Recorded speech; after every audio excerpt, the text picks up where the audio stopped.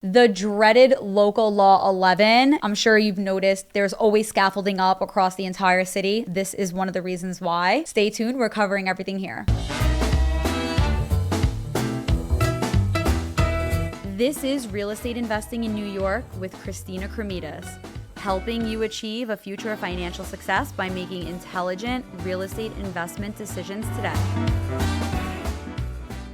Everything you need to know about local law 11. In New York City, this is a huge part of the environment that goes on in New York City real estate. It's definitely something that you want to be aware of. It's something you might find interesting, though it is a little bit technical. Local law 11 is also called the Facade Inspection and Safety Program. It requires business owners to have their facades inspected by a professional every 5 years. Sometimes buildings will postpone it by a couple of years, and sometimes they do it like every 7 years, but really the legal requirement is for this to happen every 5 years. So imagine every 5 years in New York City, a building has to put up scaffolding and get inspected. And if they need work done to their buildings, they are required to do this brickwork and maintenance so that their buildings can remain safe and that they're not losing bricks or dropping pieces onto the street and potentially hurting people. When a building is inspected, the result falls within one of the following three categories. First category is safe, meaning the building does not have anything dramatically wrong with it that is going to be considered a harm to anybody. The second category we abbreviate as SWARMP, or SWARMP,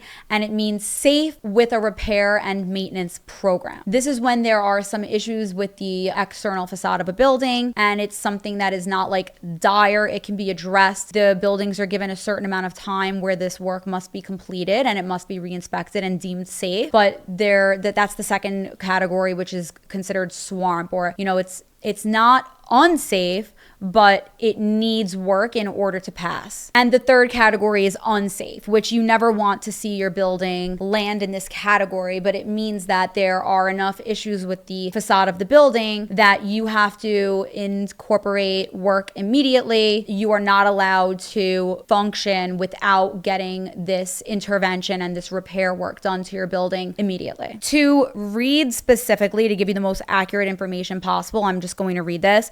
The Department of Buildings, the DOB, defines unsafe as a condition of a building wall, any appurtenances hereto, or any part thereof that is hazardous to persons or property and requires prompt repair. In addition, any condition that was reported as SWARMP, which was the previous category, in a previous report that is not corrected at the time of the current inspection shall be reported as an unsafe condition. So it is extremely important that buildings in New York City maintain their updates and make sure that their facades are safe. If the building is declared unsafe or deemed unsafe, it makes it very difficult to be an owner in this building, especially if it's a residential building where you have individual unit owners. Sales are very difficult to transact on in buildings that are deemed unsafe. The bank is not going to want to give you a mortgage in a building that is deemed unsafe, and there's a host of other issues. Your attorney is going to have an issue with it, and the odds are that your deal is going to fall through. If you are in an unsafe building, essentially it's going to be extremely difficult for you to sell your apartment. It's also very expensive to repair a building once it is in unsafe territory because there's a lot more work that needs to happen in order for it to be deemed safe. What is the cost of local law 11 work? This is a cost that the building takes on. It has to pay for. Who pays for it? Of course, it's the building residents. There are different ways that buildings raise money to pay for these types of projects. This work can range in price from under $100,000 for smaller buildings, maybe a couple of $100,000 for buildings that are medium size and maybe 10 units in the building. And larger buildings, these projects cost millions of dollars. So it is a large expense that these buildings have to pay for every 5 years. The complexity of this facade of a building will also affect how much money the local law 11 work is going to cost. The person that they have doing the repair is going to of course affect the cost. Usually buildings do a bid and they ask for multiple quotes and they choose the best quote in order to retain the person, in order to retain the company that's going to give them the best price for this work. And of course, the cost of materials, right? We've been seeing rampant inflation, which increases the cost of the materials to do work like this, which increases, of course, the price of having the work done. There are also some filing fees associated with recording for the permits for work to be done that are required with the Department of Buildings, etc. There are various ways that buildings raise the money to pay for their local law assessment every 5 years. One of the ways that's pretty obvious is the collection of their standard common charges. Usually buildings are running on an annual budget and they account for this in terms of the money that they need to raise in their budget. So they are going to decide what they need to charge unit owners on a monthly basis for common charges to be able to have enough money by the time local law 11 comes up being needed to be done. They need to make sure that they've raised enough money by then. So your monthly maintenance is going to contribute to a large way that they pay for it. There's also other fees that are collected during the time of your ownership in buildings. When an apartment changes hands, the buyer and the seller may pay closing costs and fees or application fees due to the building that the building collects and uses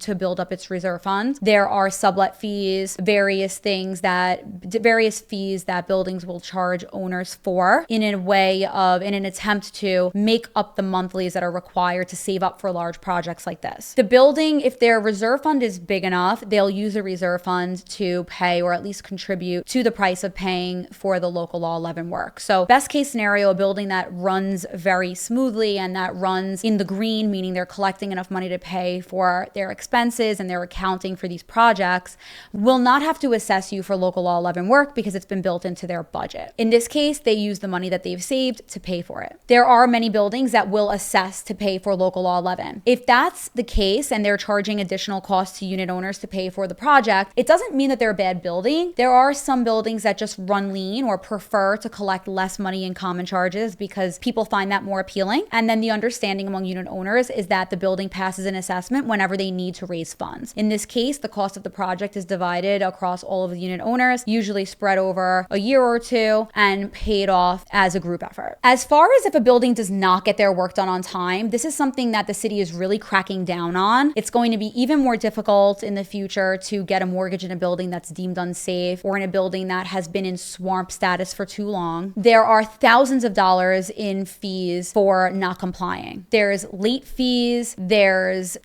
fees for late filing. For example, if the building files too late, it's $1,000 fee. If the building doesn't file at all, they get charged thousands of dollars in fees, like $5,000 per year, for example. If the building is unsafe status and they haven't fixed it, there is a schedule of fees associated with what that building is going to get charged as a penalty. And finally, there's also thousands of dollars in fees if a building is deemed swamp status and it doesn't rectify them. This is at least $2,000. So the moral of the story is every building in New York City that is over a certain size is required to have this addressed. It's over 6 stories. If a building is over 6 stories, they have to do this local law 11 regularly. And there are major fees and fines for failing to do so. Again, you're also putting people at risk if the building is not safe. And as an incoming homeowner, you want to make sure that you understand the costs involved. And part of your costs as a homeowner are the overall building costs. This is part of your investment. So it's always a good idea to make sure that your attorney is reviewing in very much detail the financials of the building where you're considering buying to make sure that the building is in good shape and to make sure that this is a building that is not going to cost you extra 5 or 6 figures worth of assessments when it comes time to raise money for local law 11. So I hope that you found this helpful. If you ever have any questions after any of